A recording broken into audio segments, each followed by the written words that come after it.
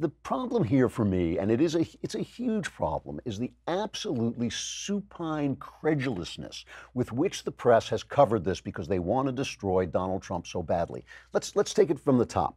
The Russians, as far as we can tell, spent a couple of bucks on Facebook putting out trollish little stories that were kind of in keeping with the other stories that were going back and forth in America. There's no evidence, as Rod Rosenstein himself has said in the Justice Department, there's no evidence that this had any effect on the elections. There's all this idea that they were tampering with our elections, that they did something with the vote that they had an effect. The stuff Max Boot came on the show and talked about. It's just not so. Or if it's so, nobody has indicated it or shown it in any way, shape, or form. So we're talking about something that didn't actually have any effect, just kind of this minor trolling that some Russians have been accused of and will never learn the truth of it because they'll never appear in court, so it'll never be proved.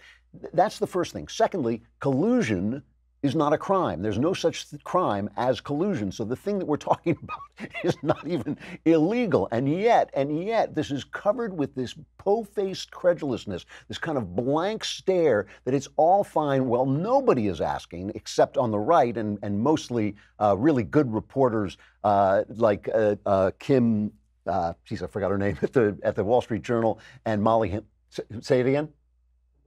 Kimberly Strassel, thank you, at the Wall Street Journal is doing a great job, and Molly Hemingway at the Federalist are really covering the fact that this is a disgusting display of machine politics by the Obama administration, where they took this stuff, this misinformation that Hillary Clinton's people had collected from the Russians and gave to the intelligence people, and the intelligence people made sure it got leaked to the press, and the press has covered, followed it. All the stuff that Trump is angry about on this, he's right to be angry about it. This is a setup, and yet, what would it look like? What would it look like if the press covered this honestly, if they covered it from both sides? It would be a different story. And it's just, and now Trump is playing them because they get hysterical every time he says anything that indicates that he thinks that the Mueller investigation is a sham. So recently he told the New York Post, he said he hasn't taken a pardon for Paul Manafort off the table. What he said was, we've never discussed it, but we haven't taken it off the table. Why would I take it off the table? Now stop and think about that statement for a minute. That's a non-statement.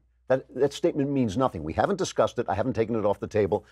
But why would I take it off the table? That's a non-statement. That doesn't mean anything. So let's hear how cable news played this. This is both CNN and MSNBC, how they played that statement and what they think this means.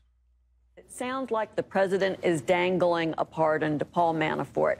And at this point in time where Manafort is signed up on Team USA, that's really pretty close to witness tampering. Joyce, you've already alluded to witness tampering. Is there any cause here to wonder about A, obstruction of justice, witness tampering, which you've mentioned? In an interview with the New York Post, President Trump dangled the possibility of a pardon for his former campaign chairman, Paul Manafort, saying, quote, "It was never discussed, but I wouldn't take it off the table. Why would I take it off the table?" And from a legal perspective, this is problematic for him. Yes, the president has very broad pardon power. He could pardon Manafort, but dangling a pardon is something different. It is offering to use your presidential power in order to encourage or entice or influence somebody's behavior. That is a separate act, and that can also be evidence of obstruction. Gibberish and crap. It's all gibberish and crap. The president has broad pardon powers. He can basically pardon anybody he wants. And he didn't say anything about pardoning anybody. He said it wasn't discussed, and we didn't take it off the table. How could he take it off the table if it wasn't discussed?